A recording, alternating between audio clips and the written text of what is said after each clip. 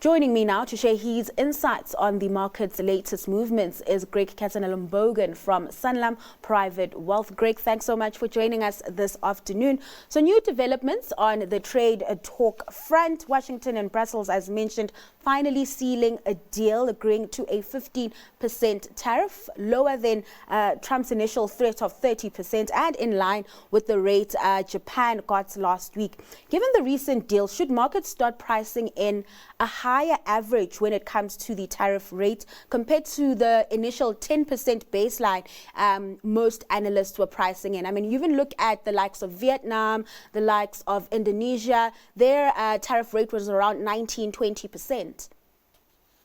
Well, I think for the EU, obviously 15% is much higher than they've had in the past, but of course it's much less than the 30% that Mr. Trump was originally threatening to impose upon European exports.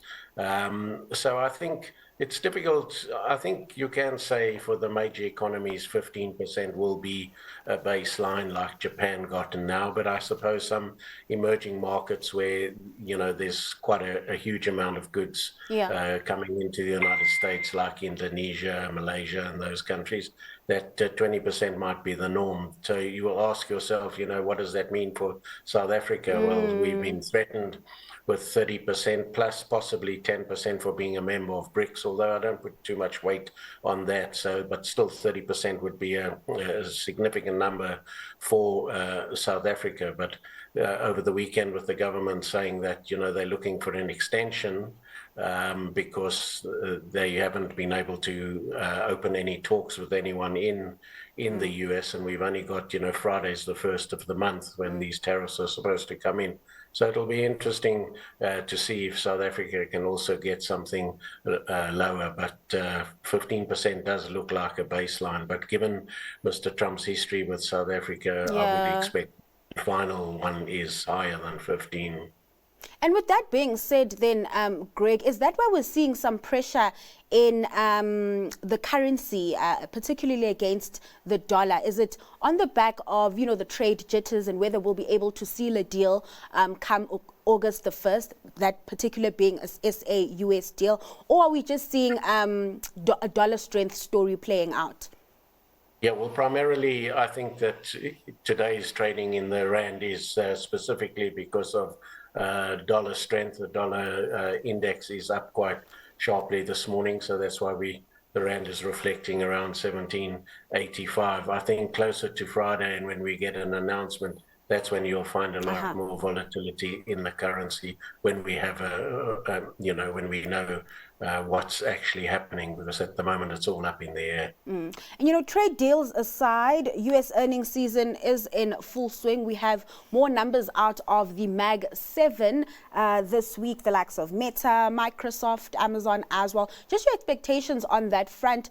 Will we likely see more of these tech companies increase their capex? I mean, last week we heard from, who was it that the name has escaped me?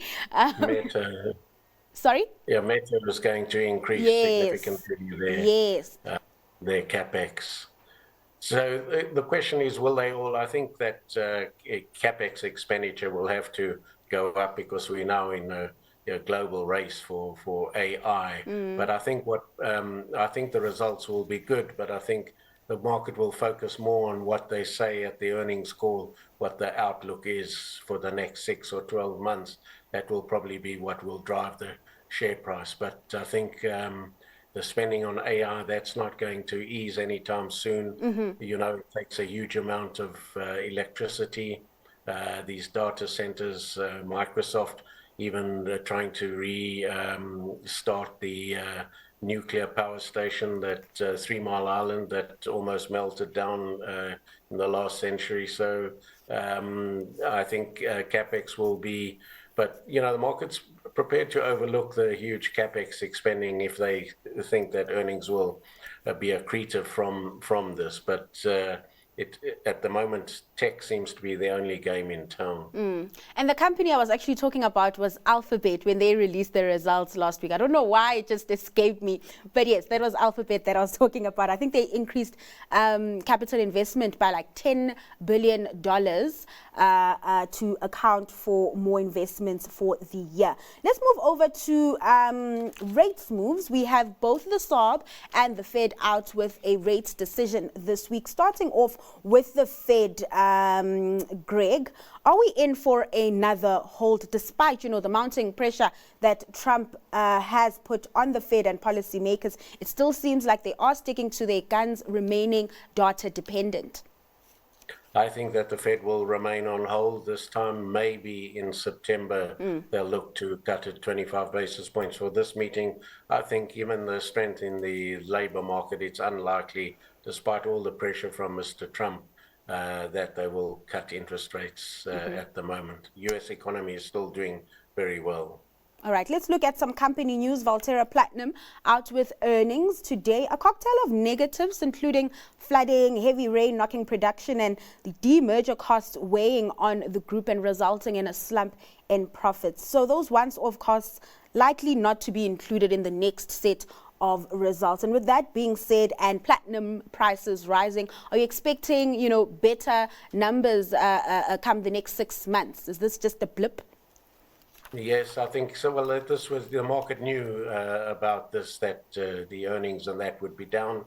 Obviously, you saw and you mentioned earlier the dividend is R2. That's down about 79%. So that's a little bit disappointing. But of course, in the second quarter, platinum prices are up around 36%.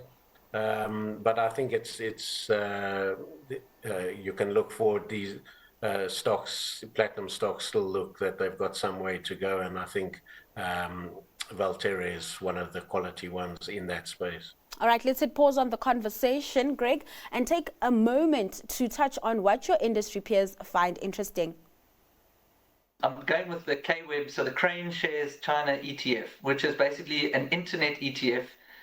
It gives you, the top holdings are Tencent, Alibaba, Baidu, JD.com, Pinduoduo. So my view is that the AI sort of revolution, if you want to call it that, in China is kicking off with a vengeance. They're about a year or two behind the US, but it is going to be gathering steam, and it's you want to be able to participate in that. It's difficult to pick the winner. It's difficult to invest directly in China. This gives you a nice diversified exposure to that broad theme. You've got a lot of the hyperscalers there involved, the cloud leaders involved. And I think it's a massive opportunity over the next few years in China.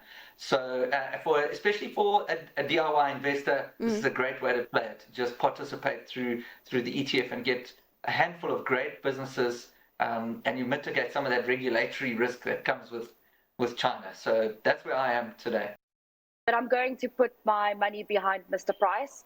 We have a really nice opportunity as well, because they also came out with a slightly disappointing trading update earlier this week, and the share's been under pressure since. One bad month does not a trend make. So they had a very poor June, but they guided for July being a lot stronger. So I think that momentum has returned from a retail sales perspective, and Mr. Price continues to gain market share. So I think that they are a clear winner in that discretionary retail space, and I think we've got some Shein and Temu fatigue in South Africa as well, and Mr. Price could be a beneficiary of that. So Chantal, going with Mr. Price, and Grant betting on the Chinese tech sector with the Crane Shares China Internet ETF. Just your thoughts on those counters. So on the Mr. Price, first of all, the share from its high is down about a third. I agree that it represents good value. It's a company, the average consumer in South Africa is struggling.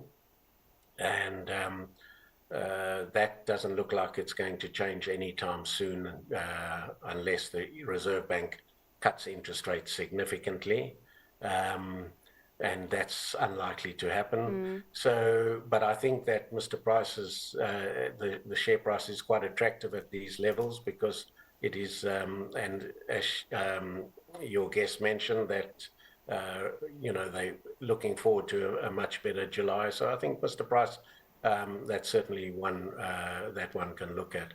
On the AI, I think, and specifically that Chinese AI, you know, other than your big players in the AI space, the Meta, the Microsofts, the Alphabet, the Amazons, other than that, there are going to be many, many AI companies that will actually start, and many, many of them will go to the wall. Only a few will succeed, but those who succeed are likely to succeed beyond their wildest dreams. So if you're going to want to play Chinese AI names, the only way to play it is through an ETF, because amongst all the stocks they have, one or two will eventually shoot the lights out, but a lot won't. But it's rather than taking a single stock exposure, that ETF is probably the best way to play. But you can see it's volatile. The chart that you had shown when that was aired showed you very much that it was quite a good trading stock, but you know, it's very volatile. All right, let's get your stock pick. Where are you seeing opportunity at the moment? Well, I've chosen a company in the United States, American Express. It's a financial services company, well known for their credit card. They had decent set of results, 8 to 15% revenue growth that's forecast. But they also, you know, this company has a huge amount of cash, sit with 52 billion in cash. They've only got 1.6 billion in debt. But they've also attracting younger people to their cards, and they're offering a coin-based card that offers crypto rewards. So that's expected to be quite well for them. And I think it's, you know, they're a premium product. They have a high net worth client base, and they charge a higher fee than the others, although there is some competition now. Citi and JP Morgan looking to launch an upmarket credit card, but American Express is still, it's got a fantastic business, and they're growing. So I think that's worth, over the next 12 months, we could see a nice upward movement in the share price. All right. Greg, thanks so much for your time and taking us through trade at midday. And that was Greg Katzenellenbogen from Sanlam Private Wealth.